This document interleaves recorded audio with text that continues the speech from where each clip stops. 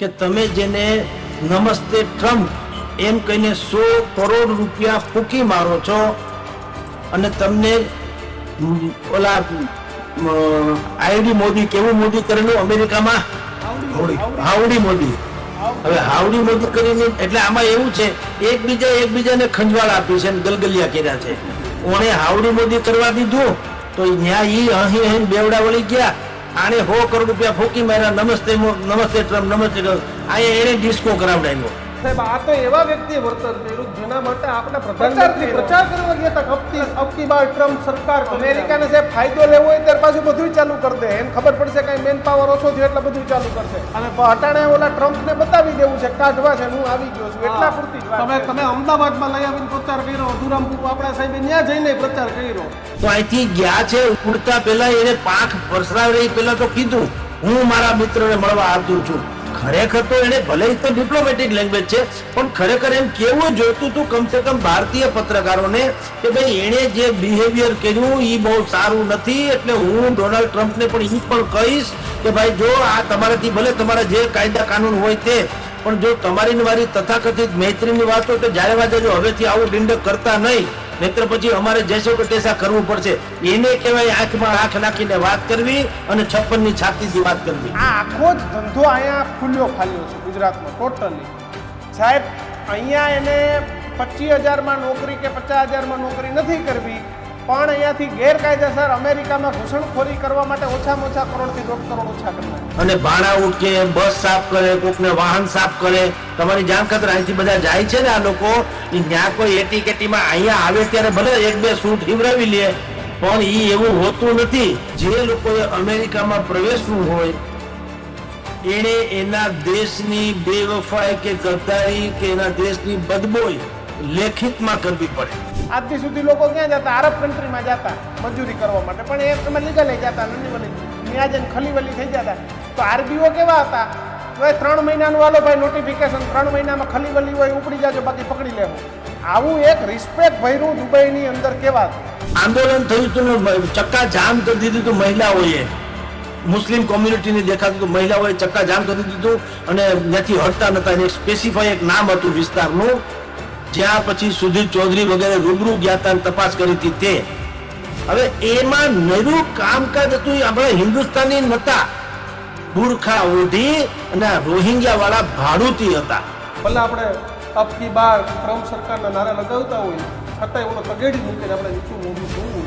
આમાં આબરૂ અત્યારે તો દેશની ગઈ છે ને એવી રીતના આબરૂ સરકારની જાય નથી. કારણ કે આ કઈ અમેરિકાને ભારતથી અમેરિકા લઈ જવા એ એક ખેતરમાંથી આમ શેઢો ટપીને બીજા ખેતરમાં ઉતારી દેવા એવું સહેલું નથી. અમેરિકાની અંદર ચાલી રહેલી ડિપોર્ટેશનની કામગીરીને લઈને તમામ સમાચાર સચોટ સમાચાર જોવા માટે અમારી ચેનલને અત્યારે સબસ્ક્રાઇબ કરો. નમસ્કાર, અમારી વિશેષ રજૂઆત ગર્જનાતમાં આપનું સ્વાગત છે. ગુજરાતભરમાંથી અત્યારે દ્રશ્યો આવે છે કે ક્યાંય કોઈ માતા કોઈ બહેન કોઈ દીકરોએ રુદન કરી રહ્યો છે. રુદનનું કારણ અમેરિકા અને ડોનાલ્ડ ટ્રમ્પ છે કે કબૂતરબાજીએ ગુજરાતમાં બેફામ ચાલી રહી છે.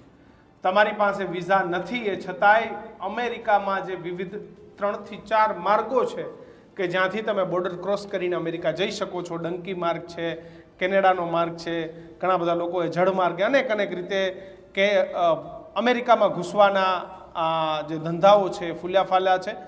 માફ કરજો પણ ઉત્તર ગુજરાત અને ઉત્તર ગુજરાતના ચોક્કસ સમાજ એ આમાં આગળ પડતા છે અને એ લોકો સાથે અત્યારે જે ખોટું થયું છે અને જે પૈસા ડીંગુચાના પરિવારની ઘટના જોઈ છે કે કેવા પ્રકારની પરિસ્થિતિ. તમે બોર્ડર કૂદો એટલે એવા અનેક વિડીયો અત્યારે સોશિયલ મીડિયામાં ફરી રહ્યા છે કે કેવા લોકો સાથે ભારતીયોને રાખવામાં આવે છે. કુખાર આતંકવાદીઓ સાથેની મને આજ કોઈ વાત કરતું હતું કે જે લોકોને ફરીથી મોકલવાના છે તો એવા લોકો સાથે રાખવામાં આવે છે. છતાં પણ જે દેશમાં આપણે જન્મા છે જે ભારત ભૂમિ પર આપણે જન્મ છે એનું ગૌરવ લેવાને બદલે તમે છુપાતા ભાગતા આતંકવાદીઓની જેમ તમારે ત્યાં ડંકી રૂટ મારફતે જવું અને પાછો ડોનાલ્ડ ટ્રમ્પ ભલે આપણે અબકી બાર ટ્રમ્પ સરકારના નારા લગાવતા હોય છતાંય ઓલો તગેડી મૂકીને આપણે નીચું મોઢું જોવું. આ કાર્ય શું કામ કરવું જોઈએ? આ જ મુદ્દે આપણે વાત કરવી છે. રાજકીય નિષ્ણાંત છે જોકે આજે આપણે વાત કરવી છે વિદેશ નીતિ પર જગદીશ મહેતા સાથે અને જગદીશ મહેતા આપણી સાથે લાઈવ જોડાઈ ગયા છે. જગદીશભાઈ શું કહેશો એક પહેલી વહેલી ભૂલ કોઈ સરકાર કરતા આપણી છે કે આપણે વિદેશનો મોહ ને ખાસ અમેરિકાનો મોહ નથી છૂટતો? જુઓ, આને કહેવાય હાથના કેડા હૈયે વાગે. યસ, અહીંથી કોઈએ તમને કાઢી મૂક્યા નથી. બિલકુલ. તમારી જાણ કરતા જેટલા લોકો ડંકી રૂટમાં જાય છે ને એ લોકો એક કરાર પત્ર ઉપર સહી કરે છે અને એ કરાર પત્રને કહેવાય છે અસાઇલમ. અસાઇલમ એક એવી એફિડેવિટ છે એમાં આપણે એટલે કે જે લોકોએ અમેરિકામાં પ્રવેશવું હોય એને એના દેશની બેવફાઈ કે ગદ્દારી કે એના દેશની બદબોઈ લેખિતમાં કરવી પડે અને આ બધા કરે છે. શું હોય છે એફિડેવિટ ખબર છે કે ભાઈ હું ભારતમાં યા ભાજપ યા કોંગ્રેસ યા ફલાણું યા ઢીકણું કોઈ પણ એક રાજકીય પક્ષની સાથે સંકળાયેલો છું એટલે મને વિપક્ષો તરફથી મારા જીવને જોખમ છે. અથવા હું હિન્દુ છું યા મુસ્લિમ છું પણ મારી અર્ધાંગીની કે પ્રેમિકા એ હિન્દુ યા મુસ્લિમ યાને વિધર્મી છે એટલે એના સગા સંબંધી તરફથી મારા જીવને જોખમ છે. ત્રીજું કોઈ એવું કે છે કે ભાઈ મારી પત્ની અન્ય સમુદાયની છે એટલે એના પરિવારજનો એને પીડિત કરે છે, હેરાન કરે છે, મારી નાખવા તત્પર છે એટલે અમારે જીવ બચાવવા માટે દેશ છોડવો પડે છે. અથવા એમ કેવું પડે કે અમારા ગામમાં બે કોમ વચ્ચે ડખો થયો છે અને એટલે અમારો અને મારા બાપુજી કે મારો પરિવારના કોઈ પણ સદસ્ય ઈ જે તે જ્ઞાતિના અગ્રણી જે તે કોમના અગ્રણી હોવાને કારણે અમે લોકો જીવી શકીએ એમ નથી અને પોલીસ પણ અમને રક્ષણ આપતી નથી. ચોથો કે પાંચમો મુદ્દો એવો છે કે હમણાં જેમ આપણે કોરોના ગયું એમ કે આવી એક મહામારી અમારે ત્યાં થઈ છે અને એટલું જ નહીં સરકાર તરફથી રાતી પાય મળી નથી, અમારી ઉપર દેવું થઈ ગયું, ઉઘરાણી વાળા ઘરે આટા મારે છે અને પોલીસ મદદ નથી કરતી એટલે અમારે અહીંથી ભાગવું પડે છે. અને આવું બધું લખી એને કહેવાય છે મેં તમને કીધું અસાઇલમ નામનું એફિડેવિટ. હવે કિશનભાઈ દીક્ષિતભાઈ તમે બંને ભાઈઓ આપણે ચર્ચા કરીએ કે આવા લોકો આટલી બદબોઈ કરીને જે ભારત છોડીને અમેરિકા ગયા હોય ત્યાંથી લોકોને કાઢી મૂકે તો આપણે એની ઉપર દયા ખાવાની ગુસ્તાખી કરવી જોઈએ ખરી? રાઈટ? કારણ શું છે? લોકોને કામ અહીંયા દેશમાં કામ નથી એવું નથી સાહેબ, ગમતું કામ નથી. હમણાં 2-3 દિવસ પહેલા જ અમારે ત્યાં વિશ્વકર્મા જયંતિ ઉજવવાની છે એના માટે થઈને એક ઇન્વિટેશન કાર્ડ લઈને એક મંડળ આવ્યું હતું રાજકોટમાં અમારા પ્રેસમાં, શ્રી ગુર્જર સુતાર જ્ઞાતિ રાજકોટ, એના ટ્રસ્ટી મંડળ આવ્યા એટલે મેં એને એમ અવસ્તુ જ એક ઉત્સુકતા ખાતર કીધું હતું કે તમે લોકો ગુર્જર સુથાર એટલે કે સુથારી કામ તો જાણો છો? તો કે હા. તો તમારું મંદિર કેવડું છે રાજકોટમાં? એને કીધું 800 વારમાં છે. મેં કીધું 800 વારમાં મંદિર છે તો તમે એવી 10-12 ઓરડી કેમ નથી ઉતારતા કે જેમાં તમે એકમાં કોઈને ટેબલ બનાવતા, એકમાં ખુરશી બનાવતા, એકમાં કોઈને બેડ બનાવતા, એકમાં કોઈને બીજું કઈ ફર્નિચર એવું શીખવો તો બેરોજગારી તો ઘટાડી શકાય કીધું. એને મને બહુ સારી વાત કરી સાહેબ. એને કીધું સાહેબ અમારી જ્ઞાતિમાં કોઈ બેરોજગાર નથી, ઉલટાનું અમારે કારીગરો જોઈએ છે કે મળતા નથી. અમારી જ્ઞાતિમાં એટલા આર્કિટેક્ટ છે ઇન્ટિરિયર ડેકોરેશન ના કે જેના અમે લોકો સન્માન કરવાના છે પણ એની પાસે ટાઈમ નથી સન્માન મેળવવાનો. તો એને મને એમ કીધું કે સાહેબ જેને કામ કરવું છે એને ક્યારે બેરોજગારી નડતી નથી પણ જે બેકાર છે, બે કામ હોય ને એને કામ મળી શકે, બેકારને કોણ કામ આપે? એટલે આ જે ડંકી રૂટ આપણે ડંકી કહીએ છીએ ને દીક્ષિતભાઈ, એને અમેરિકા વાળા ડોંકી રૂટ કહે છે, ગધેડા રૂટ. આપણે ડંકી કહીએ છીએ બાકી એ લોકો એને ડોંકી કહે છે. અને એમાં બધા જ સામેલ છે. અહીંથી જે પટેલો ત્યાં ગયા છે ને ત્યાં જે મોટેલ્સ ઉદ્યોગ છે, મોટેલ્સ, હોટેલ્સ ને મોટેલ્સ. હા, ઈ મોટેલ્સ વાળાને શું છે, સસ્તા માણસો મળતા નથી. અમેરિકામાં શોષણ થઈ શકતું નથી.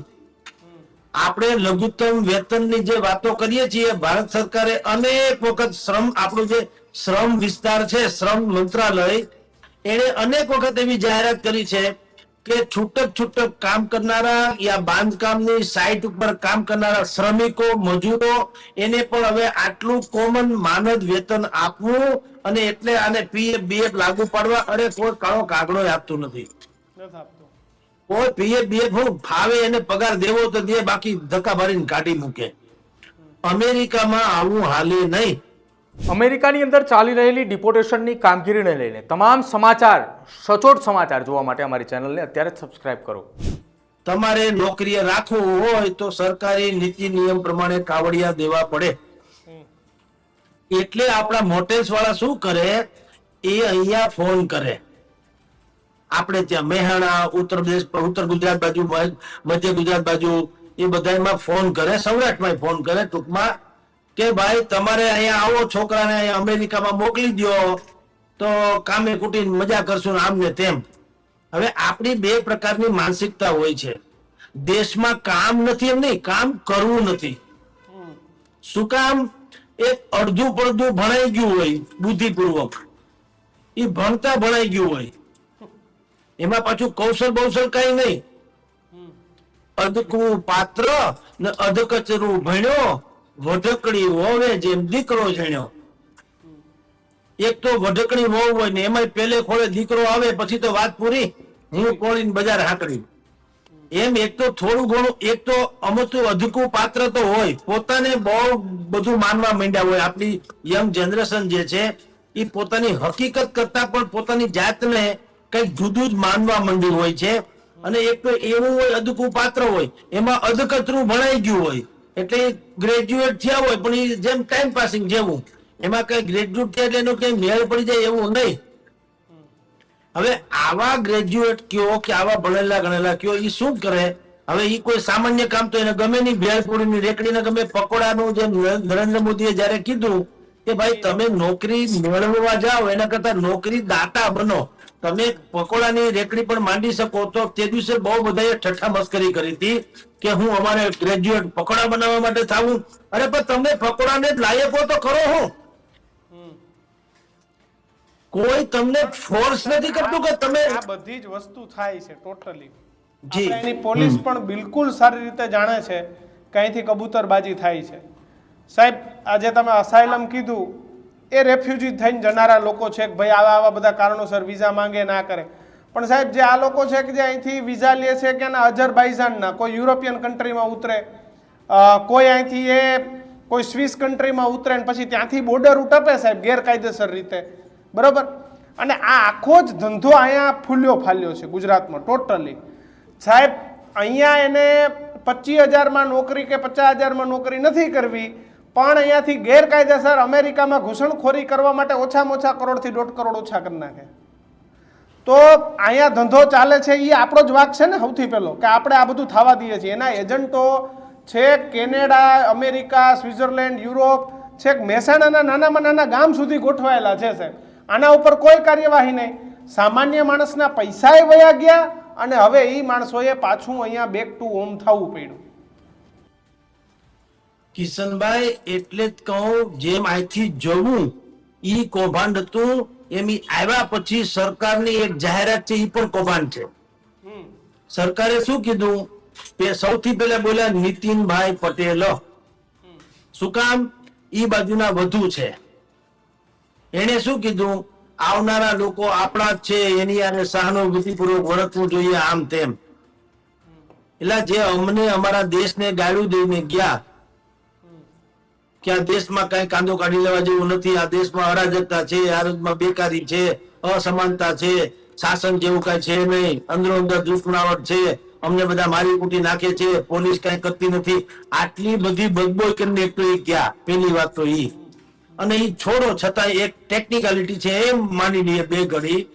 તો તમે આવ્યા તો હકીકતે અહીંયા પંજાબના અમૃતસરમાં જે પ્લેન ઉતર્યું એ પ્લેન આપણા હતા એની ઘર વાપસીનું નતું. તમે જો ધાર્યું હોત એટલે સરકારે તો આખું આરોપી થી છલ પ્લેન ઉતર્યું હતું. કયા આરોપી ખબર? આ બધા જે ખોટા રસ્તે અમેરિકા સુધી પહોંચાડનારા કોણ છે ભારતમાં, એને તમારે સીધું તમારી હવે નજર સામે તમારી સામે ધરી જતા જેટલા પણ લોકો આવ્યા 104 કે 108 કે જે હોય તે, તમે એને એક જગ્યાએ બેસાડી રાખ્યા હોત અને બધું પૂછતાછ કરી લીધી હોત કે ભાઈ તમને ખોટા ડોક્યુમેન્ટ્સ કોને બનાવી આપ્યા, ખોટા પાસપોર્ટ ઉપર કોને લઈ ગયા, અથવા તો અહીંથી ચાર્ટર્ડ પ્લેન કરીને તમને કતાર લઈ ગયા, કે પછી તમને ફલાણે ઠેકાણે લઈ ગયા, પછી તમને મેક્સિકોમાં લઈ ગયા, ત્યાંથી તમને ડંકી લૂંટસુ પડતી નદી નાળા ટપી કે જંગલ ઝાડીમાંથી લઈ ગયા. તો અહીંથી એટલે કે ભારતમાંથી પેલા તો કોણ તમને આમાં સહયોગી થયા, એટલે કે આ ષડયંત્રમાં કોણ સામેલ છે ઈ તમારે બધા જ લોકોને પૂછ્યું હોત તો સીધી વાત શું હતી કે હવે પછી ભારતની આવી બદબોય ન થાય. પરંતુ નીતિનભાઈ પટેલે સૌથી પહેલા બુદ્ધિપૂર્વક બ્રેક મારી. શું કામ ખબર છે દીક્ષિતભાઈ? આમાં આબરૂ અત્યારે તો દેશની ગઈ છે ને એવી રીતના આબરૂ સરકારની જાય નથી, કારણ કે આ કઈ અમેરિકાને ભારતથી અમેરિકા લઈ જવા એ એક ખેતરમાંથી આમ શેઢો ટપીને બીજા ખેતરમાં ઉતારી દેવા એવું સહેલું નથી. 7 સમંદર પાર લઈ જવા ઇમિગ્રેશન ના કાયદા જે છે, એવિએશન ના કાયદા છે, તો આ બધામાં લૂ ફોલ્સ છે તો નક્કી છે. તમારા ને મારા પાસપોર્ટ ને વિઝા કેન્દ્રો છે એમાં કેટલું ધુપ્પલ કે કેવું દખલ ચાલે છે. પૂછવાની જરૂર છે કે એમના કોણ ફૂટેલા છે, ન્યાય ફૂટેલા છે તો થાય છે ને. બિલકુલ છે. ત્યાં પણ એવું છે, આવા લોકો જે આવે છે એ શરણાર્થી તરીકે આવે છે, એટલે પેલા તો એને રાખવા પડે. એ લોકો એમ માને છે કે વિશ્વભરમાં આવા લોકો હોય તો શરણાર્થી તરીકે રાખવા. પણ બીજી વાત તો એ લોકો પેપરલેસ ક્વોલિટીમાં રાખે છે. એના માટે સ્પેશિયલ શબ્દ છે પેપરલેસ, એટલે કે જેની પાસે પૂરતા ડોક્યુમેન્ટ્સ નથી. એટલે એની ઉપર આ લોકો શું કરે કે એ શરણાર્થી છે તે ઈ સેન્સમાં એ લોકો લે છે કે ભાઈ જયારે ભાગીને જ આવ્યા છે એના દેશમાંથી માંડ બિચારા જીવ બચાવીને, તો સ્વાભાવિક છે એની પાસે ડોક્યુમેન્ટ્સ ના હોય, એટલે એને પેપરલેસ ક્વોલિટીમાં રાખે અને એની ઉપર બાકાયદા વોચ રાખે કે આ ખરેખર શરણાર્થી છે કે ઉલ્લુ બનાવે છે. પછી જો સારો શરણાર્થીની વ્યાખ્યામાં આવતો હોય તો એને અમુક સમય આપવામાં આવે કે તમે તમારા ડોક્યુમેન્ટ બને એટલા પૂરા કરો તો અમે તમને અહીંયા ગ્રીન નાગરિકત્વ, ટૂંકમાં એનું જે છે ગ્રીન કાર્ડ એટલે નાગરિકત્વ અમુક વર્ષ પછી જઈને સૌથી પહેલા પાસપોર્ટ ફાડી નાખે. પણ આપની જાણ ખાતર નથી, હવે તમે મને એનો નાગરિક બનાવી દો. પણ આપની જાણ ખાતર આ લોકો શું કરે છે એને તો ખબર જ છે કે અમે તો ઊંધા જ ગણે બેહાડ્યા છે, પહેલેથી ખોટું જ કર્યું છે. એટલે ઈ લોકો છમ્મ વેશે એટલે ગુપ્ત રીતે રે, ઓન રેકોર્ડ નહીં. કામ કરે, નોકરી કરે, આપણા મોટેલ્સમાં ખાઈ પી ન્યા હુઈ રે અને ભાડા ઉઠકે, બસ સાફ કરે, કોકને વાહન સાફ કરે. તમારી જાણ ખાતર અહીંથી બધા જાય છે ને આ લોકો, ત્યાં કોઈ એટી કેટીમાં અહીંયા આવે ત્યારે ભલે 1-2 સૂટ હિવરાવી લે, પણ ઈ એવું હોતું નથી. ત્યાં ભાડા ઉઠકે છે કાયદેસર, પછી વાહન સાફ કરે છે, ત્યાં પોતા મારે છે, બૂટ સાફ કરે છે, ચોકીદારી કરે છે, આવા કામ કરે છે ત્યાં. પણ પૈસા વધુ મળે એમાં ના નહીં, કારણ કે આપણા રૂપિયા કરતા એનો ડોલર મોંઘો, એટલે બચત કરી રાખે અને ભયંકર મહેનત કરે. એટલે શું થાય, અહીંયા આવે છે 2 સૂટ હિવરાવી રાખે. આપણે તો પાછું એવું છે, અમેરિકા રિટર્ન હોય એટલે જયારે જગ જીતીને આવ્યો હોય આપણે મંડીએ અછોવાના થવા. હજી ગામને પાદરે ઉતરે છે તો ઢોલ નગારા લઈને મંડીએ ભાઈ અમેરિકાથી આવ્યા હું કરીને આવી રાજા રામ જાણે. પછી આવે ને મેં તમને કીધું 2-3 જોડી હારા કપડા હોય સુટેડ બુટેડ, એટલે ગામમાં ફાકા ફોદારી કરે અને અપરિણિત હોય તો પરણી જાય ઈ ઓલામાં વેવ્સમાં. જેમ આપણે કહીએ ને અક્ષય દિન આને વાલે હે એમ કરીને જેમ 2014માં ચડાવી દીધા આખા દેશને મોદીએ, એવી રીતના બહુ સુટેડ બુટેડ થઈ જાય તો એ વેવ્સમાં અંધાર પરણી જાય ને ફરી પાછા જાય ને પછી પાછા શું થાય, પછી એમ કે ઓહો નિયમ બદલી ગયો તો હવે જઈ શકાય એમ નથી, પછી ક્યાં જાવ પરણી ગયા પછી, અને પછી માંડે ઉમિયા સોડા સેન્ટર, પછી ઉમિયા સોડા સેન્ટર. અમેરિકા કેટલું હોશિયાર છે, અહીં કોલ સેન્ટરો ચાલતા દીક્ષિત, લાખો કરોડોનું નુકસાન ઇન્ડિયાથી અમેરિકાને દિવસનું થતું, તો સાહેબ ત્યાંની જે સૌથી વર્લ્ડની બેસ્ટ સંસ્થા જે FBI જેનું નામ છે, એ સંસ્થા અહીંયા અમદાવાદના કાલુપુર સુધી તપાસ કરવા આવી કે અમારા પૈસા કોણ લઈ જાય છે. આ સમજવા જેવું છે સાહેબ કે અહીંયા સુધી તપાસ કરી ગયા કે અમારું નુકસાન કોણ કરી જાય છે.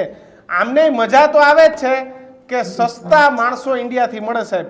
ત્યાંનો એક વર્ગ તો ઈચ્છે જ છે કે સસ્તા માણસો મળે. હું તમને એક બીજી વાત કરું કે આ અમેરિકા, આજ દી સુધી લોકો ક્યાં જતા? આરબ કન્ટ્રીમાં જતા મજૂરી કરવા માટે, પણ એમાં લીગલ જતા, નન્ની વલી ત્યાં જઈને ખલીવલી થઈ જતા.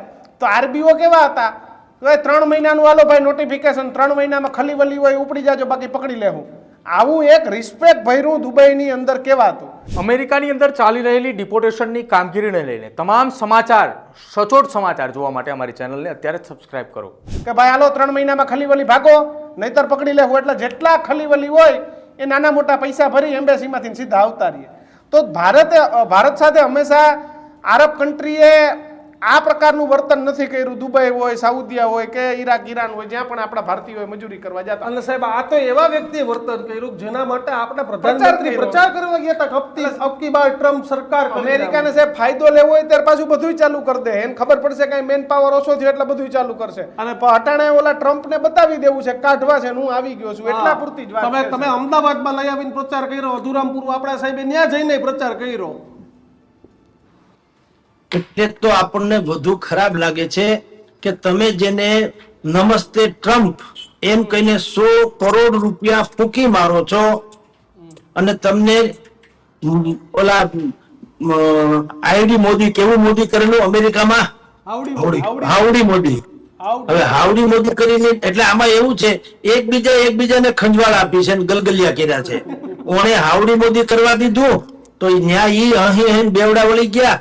આને 100 કરોડ રૂપિયા ફૂંકી માર્યા, નમસ્તે ટ્રમ્પ, નમસ્તે ટ્રમ્પ. અહીંયા એને ડિસ્કો કરાવડાવ્યો. બરાબર, બે પોતપોતાને પાછા મિત્રો કે છે અને આખા દેશને આ લોકો હાથકડી પહેરાવીને અહીં મોકલે. ત્યારે ખરાબ શું કામ લાગ્યું? આટલા માટે લાગ્યું કે એક કોરથી તો તમે કહો છો ટ્રમ્પ મારો જીગરજાન મિત્ર છે અને એક કોરથી આવું છે કે કભી દુશ્મની ને લૂંટા, કભી દોસ્તો ને મારા, ગીલા મોત से નહીં હમે જિંદગી ને મારા. એટલે ડખો છે. એટલે લોકોને લાગે છે કે તમે ખુદ જયારે પોતાને એમ કહો છો કે બહુ મારા મિત્ર છે અંગત, તો હજી પાછા અત્યારે અમેરિકા ગયા છે 12 ને 13 તારીખે તેઓ શ્રી એટલે કે નરેન્દ્ર મોદી અમેરિકામાં જવાના છે. ડોનાલ્ડ ટ્રમ્પના અત્યારે ફતેહ પાછી મેળવી એ પછીની પ્રથમ યાત્રા છે. તો અહીંથી ગયા છે, ઉડતા પહેલા એને પાંખ પરસરાવી પહેલા તો કીધું હું મારા મિત્રને મળવા આતુર છું. ખરેખર તો એને ભલે તો ડિપ્લોમેટિક લેંગ્વેજ છે, પણ ખરેખર એમ કેવું જોઈતું હતું કમસે કમ ભારતીય પત્રકારોને કે ભાઈ એને જે બિહેવિયર કર્યું એ બહુ સારું નથી. એટલે હું ડોનાલ્ડ ટ્રમ્પને પણ એ પણ કહીશ કે ભાઈ જો આ તમારાથી ભલે તમારા જે કાયદા કાનૂન હોય તે, પણ જો તમારી ને મારી તથાકથિત મૈત્રીની વાત હોય તો જ્યારે વાજે જો હવેથી આવું ડિંડક કરતા નહીં, નહીતર પછી અમારે જેસો કે તેસા કરવું પડશે. એને કહેવાય આંખમાં આંખ નાખીને વાત કરવી અને 56 ની છાતીથી વાત કરવી. સાહેબ આ રાજનૈતિક છે અત્યારે જે કંઈ છે ડોનાલ્ડ ટ્રમ્પને બતાવવા માટેની વાત છે કે જો હું અમેરિકન્સ માટે આટલું કરી શકું છું. જો અમેરિકામાં તો એને પોતે પહેલા કીધું હતું કે આ હું નેશન ફર્સ્ટ ની આખી પોલિસી અપનાવીશ, એને કહી દીધું. તો ભારતે પણ સમજવું જોઈએ કે જો નેશન ફર્સ્ટ ની પોલિસીમાં એ ભારત જેવા સૌહાર્દપૂર્ણ રાષ્ટ્રની સાથે પણ આવો વ્યવહાર કરે છે તો આપણે રોહિંગ્યા ક્યાં માસીના છોકરા છે?